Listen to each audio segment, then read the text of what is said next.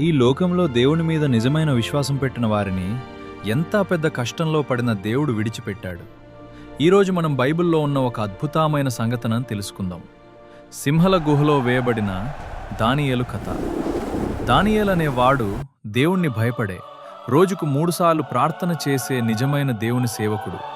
బాబులోను రాజ్యంలో అతాడున్నత స్థాయిలో ఉన్నప్పటికీ తన విశ్వాసాన్ని ఎప్పుడు వడలాలేదు. ఆ రోజుల్లో రాజు దరియు ఒక కఠినమైన ఆజ్ఞను ప్రకటించాడు. 30 రోజులు రాజు తప్ప ఎవరిని ఆయన ప్రార్థించిన వారిని శిక్షించాలి అనే ఆజ్ఞ.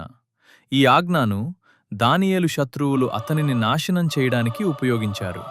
కాని దానియేలు ఈ ఆజ్ఞ వచ్చిన తన ప్రార్థన అలవతును మర్చాలేదు.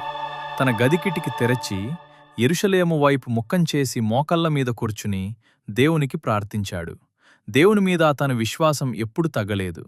ఇది చూసిన శత్రువులు దానియేలు మీద నేరం మోపి రాజు దగ్గరకు తీసుకువచ్చారు.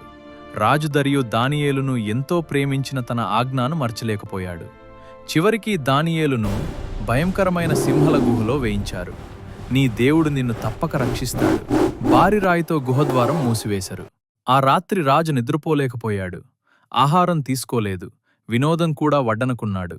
దానియేలు కోసం అతని హృదయం బాధతో నిండిపోయింది. కాని సింహాల గుహలో ఒక అద్భుతం జరిగింది. దేవుడు తన దూతను పంపడు. సింహల నొల్లు మూయబడ్డాయి. దానియేలుకు ఏ హాని కలగలేదు. దానియేలు సురక్షితం. ఉదయన్నే రాజు పరుగెట్టుకుంటూ గుహ దగ్గరకు వచ్చాడు. దానియేలు, నీ దేవుడు నిన్ను రక్షించాదా అని అడిగాడు. దానియేలు చెప్పాడు, నా దేవుడు నన్ను రక్షించాడు రాజా. సందేశం అన్ను ముగింపు. దానియేలును బయటకు తీశారు. అతనికి చిన్న గాయం కూడా లేదు. ఈ కథ మనకు చెప్పేదిదే. దేవుడి మీద విశ్వాసం పెట్టిన వారిని ఎటువంటి కష్టమైనా దేవుడు విడిచిపెట్టాడు. దేవుని మీద నమ్మకం పెట్టండి. ఆయన మీ జీవితాన్ని కాపాడుతాడు. దేవుడు మిమ్మల్ని ఆశీర్వదించుగాక.